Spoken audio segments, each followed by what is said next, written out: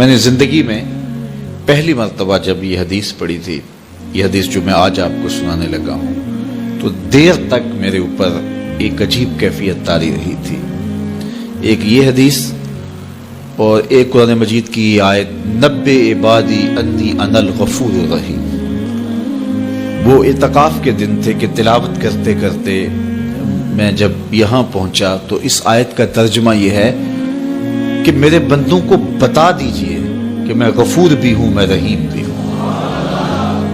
تو پتہ نہیں میرے اوپر کیا کیفیت وارد ہو گئی، اس آیت کا کوئی ایسا نورانی عکس پڑا تو میں قرآن مجید لے کے ایک ایک حجرہ اعتکاف میں جاتا تھا، اور عجیب آنکھوں میں آنسو اور بدن پہ ایک راشے کی سی کیفیت، اور ایک ایک کو کہتا تھا یہ تمہارے رب کا قرآن ہے کہ اللہ فرماتا ہے بتا دو بندوں کو کہ میں غفور بھی ہوں، میں رحیم بھی ہوں۔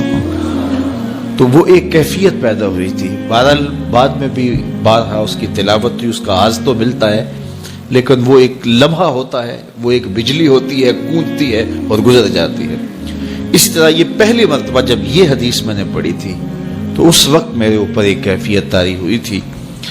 تو آج میرے مضمون میں یہ حدیث دوبارہ آ گئی اور میں یہ بارہا اپنے سامعین کو سنا چکا ہوں، اور یہ ایک ایسی واردات تھی اچانک جو صحابہ کے اوپر ہوئی، ان کی قلبی واردات کہ صحابہ کھڑے تھے، حضور اچانک تشریف لائے اور فرماتے ہیں کہ کیا تم اس بات کی گواہی نہیں دیتے کہ اللہ کے علاوہ کوئی معبود نہیں اور میں اس کا رسول ہوں؟ حضور نے پہلے تو یہ بات کی، ایسے صحابہ کھڑے تھے، حضور اچانک آئے اور اچانک ہی آتے ہوئے حضور نے فرمایا کیا تم اس بات کی گواہی نہیں دیتے کہ اللہ کے علاوہ کوئی معبود نہیں اور میں اس کا رسول ہوں؟ حضور کا انداز ایسا تھا کہ سینوں میں دل لرزنے لگے، اور سب نے عرض کی حضور ہم گواہی دیتے ہیں کہ اللہ کے علاوہ کوئی معبود نہیں اور آپ اللہ کے سچے رسول ہیں۔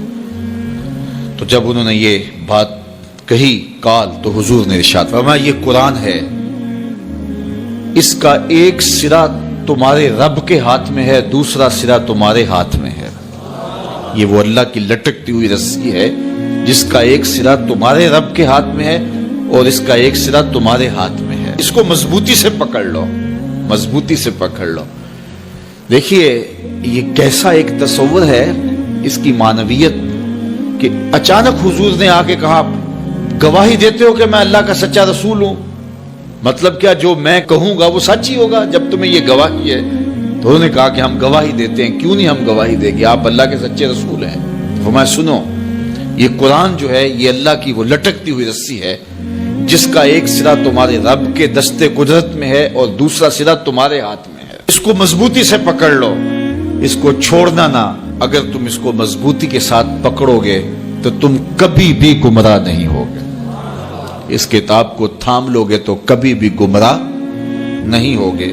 گمراہی سے بچنے کی ضمانت یہ کتاب ہے، ہلاکت سے بچنے کی تدبیر یہ کتاب ہے، اور اللہ جل شانہ سے باطنی ربط کا ذریعہ یہ کتاب ہے۔ حضرت امام احمد بن حنبل کہتے ہیں کہ میں نے ایک دن اپنے رب سے کہا کہ مالک مجھے اپنی محبت عطا کر، تو اللہ نے اتنی محبت عطا کی کہ مجھے زوال عقل کا اندیشہ ہو گیا کہ محبت کی فراوانی سے کہیں جنون نہ ہو جائے۔ تو پھر میں نے کہا مالک مجھے اپنا قرب عطا کر دے، مجھے محبت دی ہے تو اپنا قرب بھی عطا کر۔ تو آواز آئی میرا قرب چاہتے ہو تو قرآن پڑھا کرو۔ تو یہ اللہ کے قرب کی ضمانت ہے، اس کو مضبوطی سے پکڑ لو، اچھی طرح سے تھام لو، کبھی بھی گمراہ نہیں ہو۔